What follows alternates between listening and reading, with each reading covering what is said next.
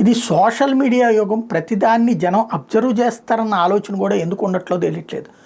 నాకు అర్థం కాదు ఏంటంటే రేవంత్ గారు మనం మాట్లాడుకొచ్చారు మహిళా దినోత్సవం రోజున, ఇప్పుడు ఆ బయట వైరల్ అవుతుంది మహిళలకు 33% రిజర్వేషన్ చట్టసభల్లో కల్పిస్తాం అన్నట్టు. ఇంతకీ ఈయన ఎట్లా కల్పిస్తారు? కాంగ్రెస్ పార్టీని కదా ఈ దేశాన్ని సుదీర్ఘకాలం పాటు పరిపాలించింది, 55 సంవత్సరాలు, టోటల్గా 60 సంవత్సరాలు పరిపాలించింది.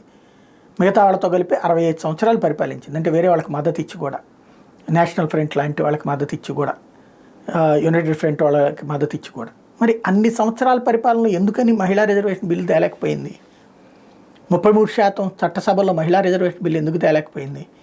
ఆంధ్రప్రదేశ్లో మహిళలకి సమాన హక్కు కావచ్చు, లేదా స్థానిక సంస్థలో మహిళా రిజర్వేషన్ తీసుకొచ్చింది ఎన్టీ రామారావు, కాంగ్రెస్ కాదే.